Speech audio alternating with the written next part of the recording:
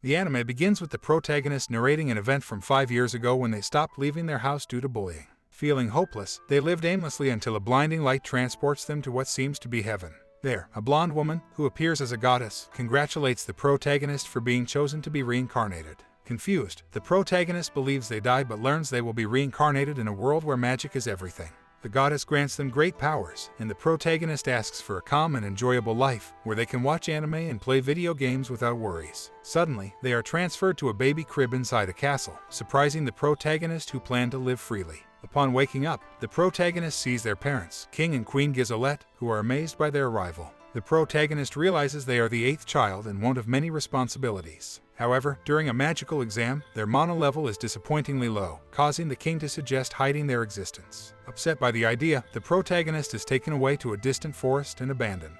Meanwhile, the goddess watches the protagonist's new life unfold, feeling anguished and unsure of what to do. Another goddess interrupts, and they discuss the situation, revealing the protagonist's high power level of 1002. The scene shifts to a forest at night, where the protagonist is left in a basket, alone and abandoned. The protagonist, being a baby, finds it challenging to come up with a plan to save themselves. They remember their ability to use protection magic and decide to give it a try. With their gaze fixed on the sky, they effortlessly create a cube using their magic, surprising themselves with its simplicity. Encouraged by this discovery, they experiment with different shapes and sizes, realizing that their only limit is their imagination. When a giant wolf appears and tries to attack, the protagonist transforms the cube into a protective barrier. They then create smaller cubes to attack the beast, but it proves to be ineffective. The protagonist tries a different approach, lifting trees and hurling them at the beast. While the protagonist manages to be hit, they continue fighting back. The protagonist lifts a large rock, threatening to crush them. Surprisingly, the wolf can talk and pleads with the protagonist to wait, surrendering.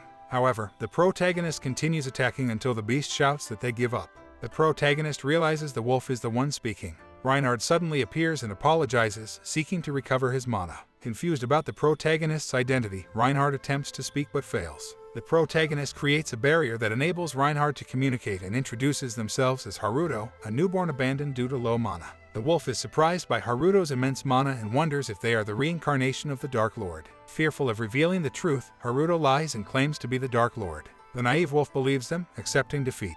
Haruto offers mercy but demands that the wolf, named Flay, never attack them again. Flay agrees and introduces herself, pledging her loyalty to Haruto. Haruto faints, alarming Flay, who questions what's wrong with them. The protagonist responds that they're probably solved just by breastfeeding and that they need milk. Flay, thinking it's a way to help, transforms into their human form, appearing as a beautiful but naked woman, which annoys the protagonist. They quickly ask Flay to put on clothes, and Flay complies using their transformation powers. Flay then asks if the protagonist wants milk from their breast, to which the protagonist eagerly agrees, stating their desperate need for it. However, Flay explains that milk production occurs after mating and suggests that the protagonist provide their seed. The protagonist finds Flay naive for believing such a possibility. Flay hears someone approaching and asks if they should kill them, but the protagonist refuses, suggesting they talk to the person to find out their intentions. The next scene reveals a knight walking through the forest under the moonlight. Suddenly, Flay and Haruto encounter the mysterious knight. Flay interrogates him to understand his purpose, while the gentleman reveals he has come to find the baby in the basket. Flay vehemently refuses to hand over the baby, surprising Haruto. The gentleman questions Flay's rights, to which Flay dramatically asserts that the baby has become their master, therefore belonging to them. Haruto becomes worried upon hearing this, as they don't recall agreeing to such an arrangement.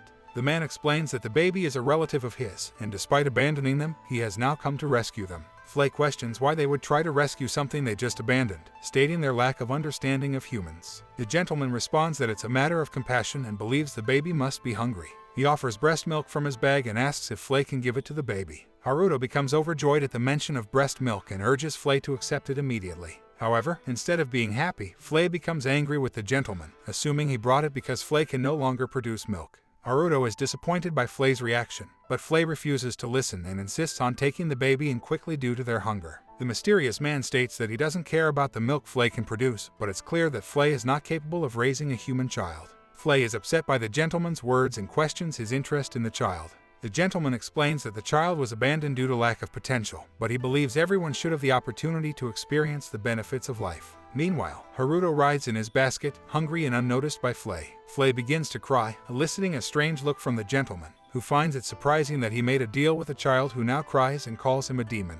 The knight proposes a deal to Flay. If she wants the baby to be her teacher, she must become his helper. Flay, still upset, reluctantly accepts the deal due to the circumstances. The gentleman destroys Haruto's basket and orders Flay to change her clothes. As they walk through the forest, Haruto asks Flay to feed him, but Flay refuses, stating he can only drink milk from her. The scene shifts 9 years into the future, where Haruto is now in the castle with his new family. His mother, sister, and father are present. Haruto discovers that the gentleman's belongings hide gold. Haruto reveals that his initial plan was to leave once he finished breastfeeding, but he found a good family and decided to stay. However, he feels concerned about his sister as they constantly argue. Flay interrupts, asking the girl to make an effort to cheer up Haruto. Later, Flay serves food to the whole family. The girl asks Flay to play with her, but Flay initially refuses. However, Haruto insists that they play with her. The protagonist watches them play from the window as their mother arrives and reassures them that Charlotte doesn't dislike Haruto. She simply struggles with interacting due to her shyness. The mother suggests that Haruto prepare something special for his sister to show what a good brother he is. She scolds Haruto, reminding him that he is the next heir to the country and should not lock himself in his room but rather play with his sister. In the following scene, the protagonist is in their room, contemplating becoming independent. Meanwhile, 2 clones of the protagonist are present, one being a robot created using protection magic. However, the protagonist couldn't make the robot speak or move. The father knocks on the door and requests the protagonist's presence for sword training, as they possess limited mana and need to learn. The protagonist reluctantly agrees but expresses interest in ancient magic. This pleases the father, who had already planned for its inclusion. Despite this, the protagonist realizes they won't easily escape sword training.